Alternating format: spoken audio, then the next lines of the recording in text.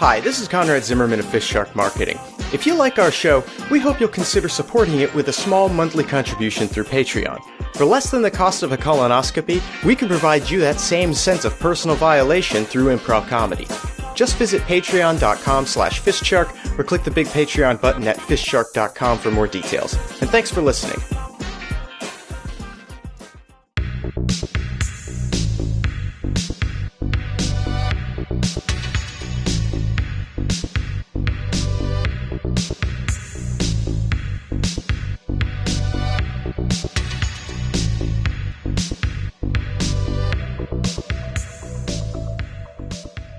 Have either of you two noticed that we have been continually getting paychecks from Meg Ryan's camp? Who? Meg Ryan. You know, the 90s Maven, Sleepless in Seattle. Ryan. Tom Hanks' counterpart. Ryan. In pretty much every movie Tom Hanks was in. Polar Express. Was she the train? No. No. Was she Billy the Kid in Green Mile? No. The fortune teller machine in Big. You're naming inanimate objects. Right. But those are the only three Tom Hanks films I've seen. Okay, well that's another matter for another time. I think we need to, broaden your movie selection there. But so no, Meg Ryan was a very popular movie actress in the 90s, and we did represent her at that time. She was the football with a face on that island one he did. No. No. That was a volleyball. Oh. Named Wilson. Wilson Volleyballs.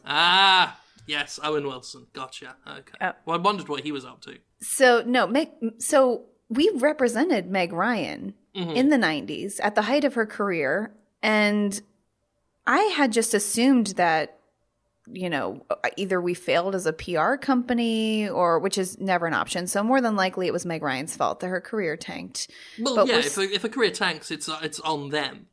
The reason Dean Cain currently works at Big Mugs is that he's Dean Cain. There's only so much you can do. Right. There are limits to our powers. Whoever this Meg Ryan is, it's her fault that I can't remember her.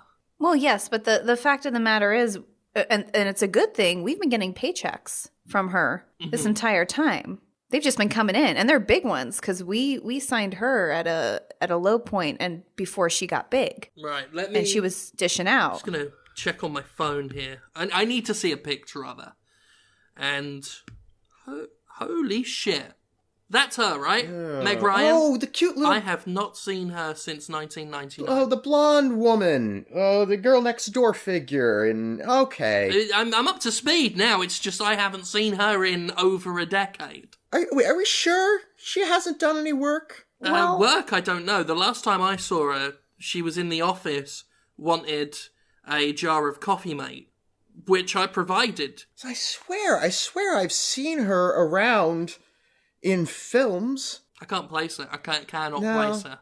No, it wasn't her. It was... Guys, I don't want to be alarmist or anything, but have we lost Meg Ryan? Well, define lost. As in, has any of us tried to locate her? Well, no. I mean, I haven't seen it. I certainly didn't see any point to locating Meg Ryan at any time. It's not something that ever crossed my mind. But now that you mention it, maybe someone should look for Meg Ryan? I almost feel like one of us put her down somewhere and just misplaced her. Maybe left her under a stack of paperwork or something, or on a chair. Have we looked behind the couch? Well, I just assumed that Tom Hanks was responsible for her. I mean, he was in pretty much every other movie. I'm gonna hang on. I'm gonna give him a call. Tom boy! Yeah, what are you up to, you sexual deviant? Oh, really? The charges have not been dropped. Ah, shit. Okay, it's all right. We'll sort it out. We got Mel sorted. Anyway, look. Have you seen Meg Ryan? No, she wasn't the football on the island. I actually, funnily enough, I just found out that's a volleyball. Yeah. Yeah, I know. No, Meg Ryan, 90s, Girl Next Door, what was it? Sleepless in the Polar... What? Seattle. Sleepless in Seattle. Sleepless in... Yeah, you got it. That's the one. You know the face. No, we don't think she's behind the couch. Have you checked behind yours? Okay, you've not seen her either. Okay. He's not seen her either. He last saw her at a park, and he's worried now that he might have left her there. Oh, well, this is just great. Typical that Hanks would misplace. Are you sure? Did you maybe leave her in, like, Nicolas Cage's hands? Because you know what he's like. He steals. No, I've told you about this before. He's a thief. No, I think, like, maybe kleptomania, like an actual thing he should get help for. Or maybe he just does it for fun. No, I don't know. But if an actor would steal Meg Ryan, Nicolas Cage is the guy I'd look to. Alright, okay, well you do that on your end, because to be honest, I can't speak to the man. And we'll look around here, and we'll get back to you. If I find her, I'll let you know, and you do the same. Check your microwave. Yeah, I hope no one accidentally cooked her. Okay, I'll see you later. Bye. Right, so he's going to ask Nicolas Cage to see whether he stole her. Otherwise, we're just going to have to look around. Last time I saw her was in the break room, obviously before the unpleasantness happened in the break room. And we've mostly got the hole in there patched up now.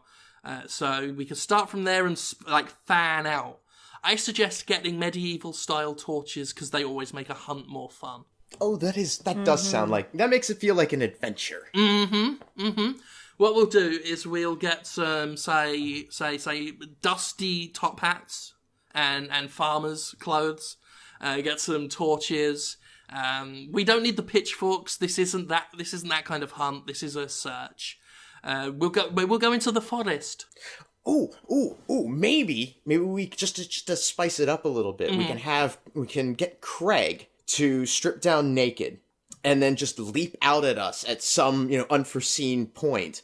And then, we can, have like a fight against a wild beast. Just basically pummel the shit out of Craig. Yeah. Just naked in the forest.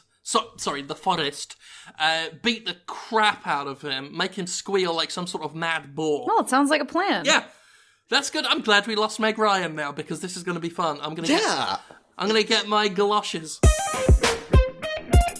Jim, there's something that Caitlin and I really wanted to talk to you about. We're worried about you. We're concerned. You're concerned about me? We were concerned about your health. Because lately, you've been engaging in some really just bizarre and we think, frankly, dangerous behavior. And we don't want to see you hurt yourself. It hurts us to see you putting your life at risk. She assured me that she was a human. I didn't know it was a swan. Is that what we're talking about? Jim, have you been watching The Swan Princess again? I'm gonna say yes. That was a work of fiction. I understand that now. That's the conversation we're having. Forget anything I said about swans. We just want you to know that we care about you, not just as, coworker, but as businessmen and women. We care about you because we care about our business. We care about the value that you add to this company. I'm just saying, if I did know that it was a swan beforehand, I wouldn't have fucked it. Right, but no. If I fucked a swan, which I didn't. What you do on your personal time, that is your business. I don't judge. I spend a lot of time not having sex with swans. Humans, I do have sex with because I think they're brilliant. Right, no, what... We're concerned about your drinking problem. Your what? You're drinking what? Your drinking problem. You claim that that's coffee that you're drinking, but we know better, don't we? We both know that coffee is not what's in that cup. Jim, we know what it is. You don't have to hide it from us. You don't know nothing. This is delicious hot coffee, black, straight from the New Boston Drip. Jim, we know there is motherfucking decaf in that cup. That is not coffee, That is sir. disgusting sludge. You do not want to be drinking that. Not only that, it's just think about what you're doing to yourself. You are a marketing executive, Jim. You know that caffeine is a vital part of your internal makeup. That's what I've always said. I've always said that this nation, okay, is a nation of coffee drinkers. Right, yes, Right. and you're not drinking coffee. I am. It's kind of. I'm drinking a bit of coffee. Like, right, tell me the ingredients of a cup of coffee, right? Water That's in this cup. passed through coffee beans, ground. Skip. Caffeinated. Skip that bit. Caffeinated is the key word. Yes. Jim, we run on caffeine at FistShark Marketing. Well, you know what? Maybe it is time for a change. Maybe I'm taking care of my body because it is a temple built in tribute to the gods. Let me ask you a question. Do you really feel better? I Jim? feel like a million. You sound tired, Jim. I am tired of your shit getting on me because you think that I am unwell because I will drink the water. Jim, we're just concerned about the lack of caffeine that you're Wait, taking. did you at say this you're point. drinking water? Huh? You're drinking water. Oh my god, this is so much worse than I thought. I was told by a doctor, like an actual medical one, right? Wait, you went to a doctor outside of network? Why? One of the women that I know said it would be good for me because she said that I was maybe gonna die, like John Candy. Maybe gonna die, Jim. That's not science, okay? We know what works for us. And I think we all want to go the way John Candy did. I mean, let's be honest. In the middle of a Roman orgy dedicated to yourself coated in maple syrup and bacon, that's about as good as it gets, Jim. I won't deny it was fine. It was a fine way to go. I was at that orgy and they served pastrami bread. But I'm just saying that I feel better, healthier now, because I've been drinking lots of water. I don't drink 15 Monster Energies a day. It's good. It's good. Jim, you don't have to fool yourself around us. We understand that you think you're helping yourself, but you're not. You know? What happens when you wake up in the morning Hold and on. you... Hold on a minute. One second. I'm gonna have to do this under the table.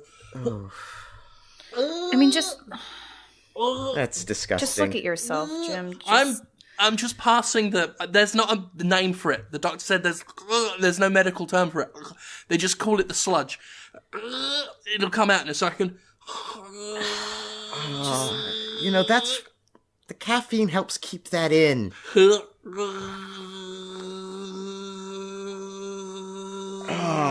Jim. Well, this is particularly this probably got a lot of. Oh, Lord. There's a lot of tendrils on this one, I think. Can we get him a? Can we get? Trash can or something Can we get for him? Craig in here to get him a cup of coffee? No coffee. I gotta feel healthy. Jesus.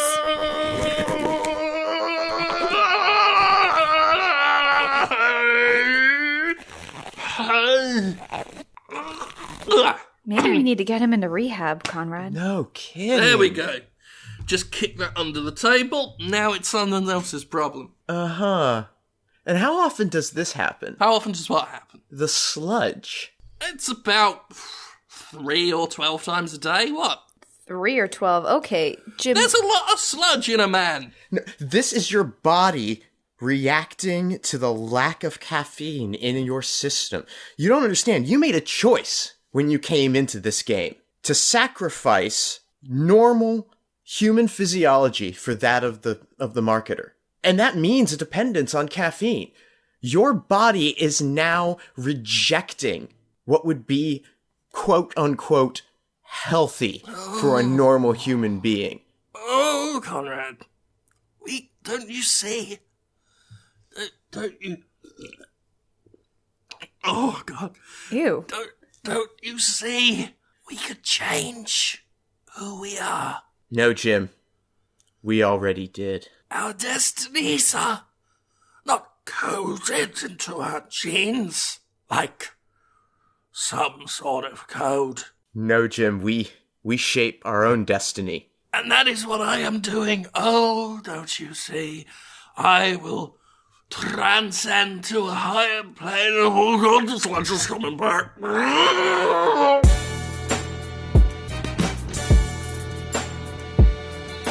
It's gotten beyond a joke. If, in all honesty, it has gotten beyond a joke. It happened again to me this morning. Oh? Yeah, I had my 10 a.m. nap time. Right, yeah. Did it in my office as normal. Woke up in the warehouse downstairs in another one of those convoluted, bloody traps. Oh, right. I thought we were done with those. Are we not? They're still popping up. No, I haven't had an incident in about a week. So I just assumed that we were done. When I woke up strapped to that bed, with the needles hanging like a mobile over my head. Once I got out of that, I thought we were finished. I really did. I thought that was going to be the last time this is going to happen. No. It's still... No, this morning, there I was, like, tied to a wheelchair, strapped in with this contraption around my head. Big rusty metal thing that I think was supposed to be wired into my jaw. It wasn't. I just pulled my arms off and took it off and walked away. The traps are really incompetent. I think that's what's pissing me off more than anything. Clearly we've got someone trying to put us through a series of deadly games to teach us about the value of life. But all I'm learning is the value of shopping at Home Depot instead of the scrapyard wherever they get in this shit. Yeah, when I was tied to the table, I was tied with crepe paper. Paper? Yeah, crepe paper. I lifted my arm up, and there was slight resistance, a tear, and then that was the end of it. I mean, I literally rolled off, totally unharmed. I have no idea what the intent was, or what the goal was, or how I was supposed to sacrifice some portion of myself or someone else in order to free myself. I didn't stick around long enough to find out. I just left. You know what? It might help if the person doing the actual... whoever this is, actually gave us a purpose. And it's not for a want of trying, because this morning there was an old tube television on a wheelie trolley there, with a DVD player underneath it, and a video cassette saying "Play Me" on top of it. Clearly whoever set this up realised their mistake and just gave up, and just left the tape there. Well, at first I thought it was Night Scream doing his, normal experiments. When I saw those shoes made out of rusty nails, I just assumed I had to put them on and walk around the office. I thought he was collecting blood, but clearly this isn't his design. I mean, that was the laziest trap of all.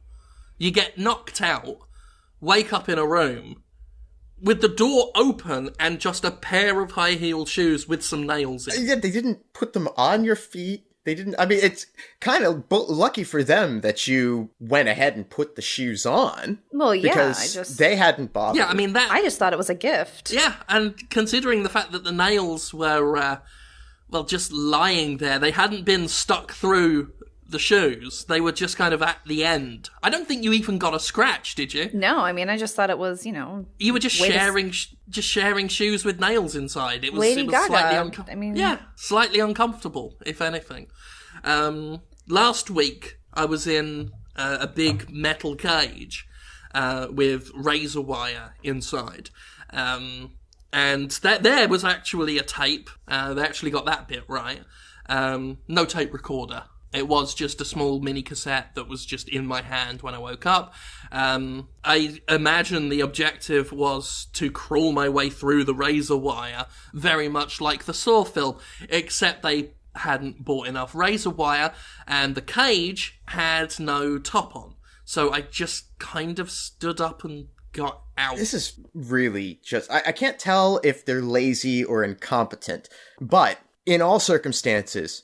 that points to Craig, doesn't it? It honestly does. It honestly does.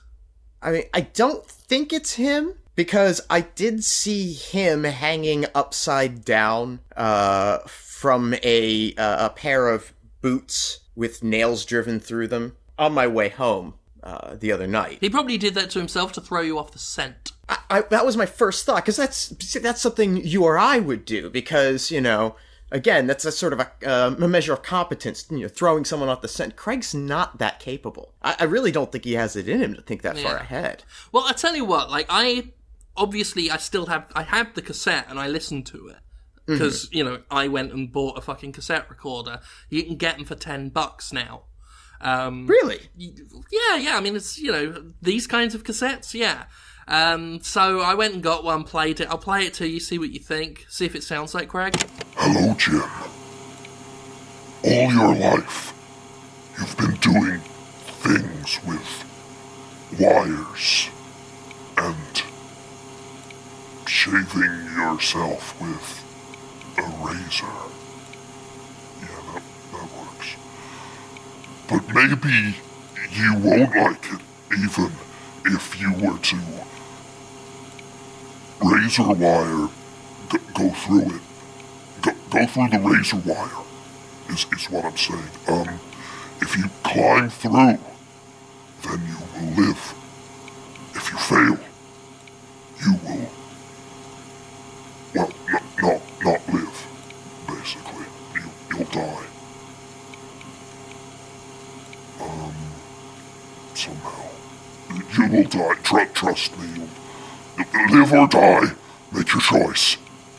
Okay? Asshole. Now, I mean, it doesn't sound like Craig. No, it doesn't. But that makes me think it's Craig even more. Because if I were Craig, the last thing I'd want to do is sound like Craig. I'd want to sound totally the opposite of Craig. Because this sounds nothing. Even with the voice distortion, I could not make that, you know, I could not put that voice to Craig, to his stupid, warty face. Yeah, no, it sounds absolutely nothing like him. And again, that leads me off the scent, because if it were Craig making his voice sound like that, again, a level of competence that I could never ascribe to him, ever. No, I don't think he even has it in him to be an incompetent serial killer. Really? No. That's a shame. Can we just blame him anyway? Well, I mean, I don't see any reason why not. Because I really want to. I really want to get in his face about it. I want to start calling him the Craigsaw Killer.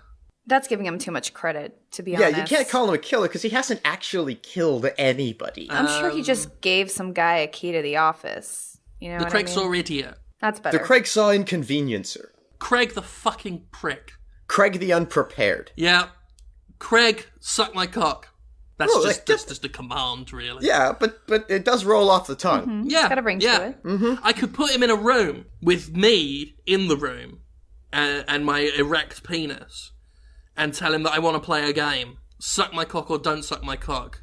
Make your choice. Hey, have you guys noticed that large body-sized shape in the corner of the room? Huh? Yeah? There's a giant safe behind you, Jim. I mean, that wasn't there yesterday. Oh, that's... Okay, that is weird. I mean, yes, I can see a use for a safe that large, but I mean, if you need a safe that size, then you probably are just better keeping your money in the Caymans. Oh, I wonder... Hang on, let me go...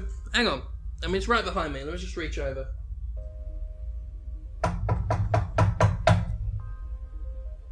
Alright, there's a note on it. Here we go. Let's see. This isn't Seattle, but I guarantee you will be sleepless. Let the games begin. I don't know what that means. There's a key, though, wrapped up in the note. Oh, okay, well... I mean, maybe it's a key to the safe. That could be. I mean, it's pretty straightforward. It's a pretty straightforward... I mean, normally you'd think with a convoluted puzzle, the obvious key wouldn't fit in the lock, and then, you know, we'd find it would have some convoluted use. It fits right in, though. There we go. Just opens up and holy shit. Oh my god. Wait, what? Is that It's... what I think it? Oh my god, that's Meg Ryan. Heck? Are you sure? No, I'm certain that's Meg Ryan. She was in here the whole time, what a twist. Well, I guess we can call and apologize to Nick Cage now. Damn you, Craigsaw!